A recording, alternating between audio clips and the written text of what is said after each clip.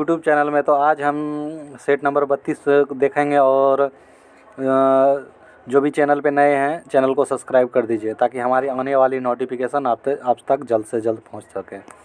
तो आज देखेंगे पहला क्वेश्चन जो कि है ईडीओ एग्ज़ाम और बीपीएससी एग्ज़ाम के लिए बहुत ही ज़रूरी है।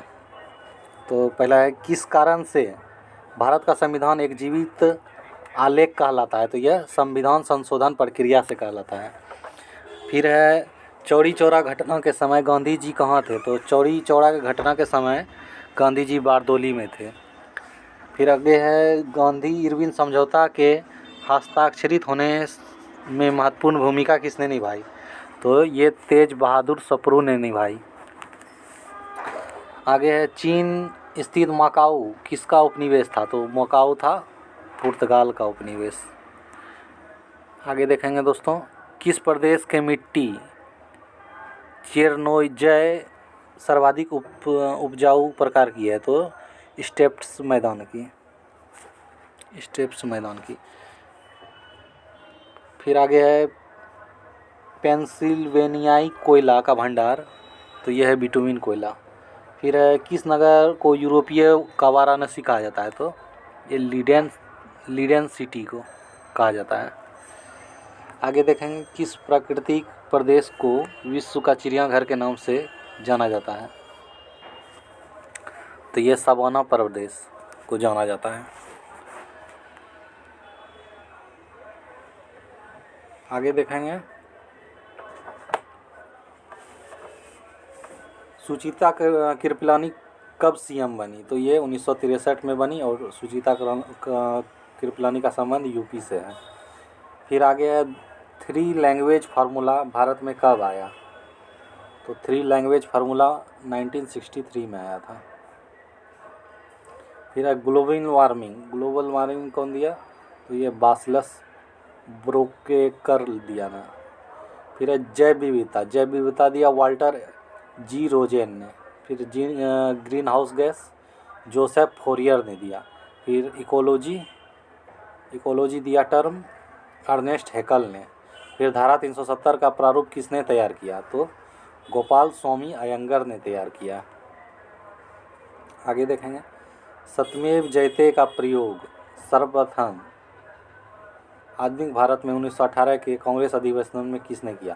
तो ये मदन मोहन मालवीय ने सत्यमेव जयते का प्रयोग किया था।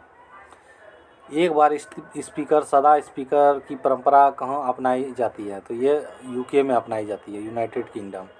हे ब्रिज किसको मापने के लिए प्रयोग किया जाता है? तो ये इंडक्शन को, प्रेरक तत्व को मापने के लिए किया जाता है। नाविक दृष्टि सूचक में कितने बिंदु होते हैं? तो ये 32 बिंदु होते हैं, 32। फिर आगे देखेंगे, जब जल में वॉशिंग सोडा मिलाया जाता है तब जब घोल क्षारीय होता है, बेस इन नेचर। सम्मोहक की तरह काम में लाया जाने वाला अम्ल कौन है? तो ये बार्बिट्यूरिक अम्ल है। बंगाल केमिकल के संस्थापक तो ये प्रफुल्ल चंद्र राय थे। फिर आगे है, किस जंतु में बाह्य और अंदर दोनों कंकाल पाए जाते हैं? तो ये सांपों में पाए जाते हैं, स्नेक्स। कवक मनुष्यों से किस गुण में समानता प्रदर्शित करते हैं? तो ये पोषण में समानता प्रदर्शित करते हैं। फिर आगे है, किस जंतु के सभी सदस्य समुद्री होते हैं? तो ये सिलिंड्रेटा के होते हैं। फिर आगे, सबसे अधिक अपवर्तनांक वाला आँख का अंग है? तो ये लेंस है, लेंस। फिर है आगे, जीरो टिलेज तकनीक क्या है? तो ये है कृषि से संबंधित तकनीक है, जीरो टिलेज। फिर आगे है, मेडिकल सिटी के नाम से जाना जाता है? तो ये दरभंगा जाना जाता है, मेडिकल सिटी बिहार का दरभंगा। थर्डिंग बनाने का प्रमुख कारण है? तो ये वायु द्वारा अपरदन हो जाएगा इसका। फिर है, जयप्रकाश नारायण जेपी को भारत रत्न कब मिला? तो ये 1999 में भारत रत्न मिला था जेपी को। और जयप्रकाश नारायण ने 1974 में संपूर्ण क्रांति का आह्वान किया था। फिर आगे है महाद्वीप मैगन तट की औसत गहराई तो 100 फैदम है। समुद्र की गहराई फैदोमीटर से नापते हैं। तो फिर आगे है फसल कर्ज के लिए बैंक को अदा किया गया ब्याज है उपादानी आदायगी। फिर आगे है उपन्यास नील दर्पण। नील दर्पण का अंग्रेजी अनुवाद किसने किया था? तो ये मधुसूदन दत्त ने अंग्रेजी अनुवाद किया। और नील दर्पण के लेखक दीनबंधु मित्र हैं। दीनबंधु मित्र हैं। फिर आगे है अरबिठू वन्यजीव पशु विहार कहाँ है? तो कर्नाटक में है। नेपियर म्यूजियम कहाँ है? तो केरल में। नेपियर म्यूजियम केरल में। फिर गांधी की हत्या में गॉडसे के अलावा किसको फांसी हुई? तो नारायण आप्टे को फांसी हुई। आगे देखेंगे आज़ादी के समय सबसे छोटी रियासत कौन थी? तो ये बिलबरी थी सबसे छोटी रियासत। फिर आगे है जल की शुद्ध जल की मोलरता कितनी होती है? तो ये 55.55 होती है। जैव शक्ति सिद्धांत किसने दिया? तो यह बर्जीलियस ने दिया था जैव शक्ति सिद्धांत। ऊर्जा का पैकेट किसे कहते हैं? तो ये फोटोन को ऊर्जा का पैकेट कहते हैं। सीटों का समझौता कब हुआ था? तो ये 1954 में सीटों का समझौता हुआ था।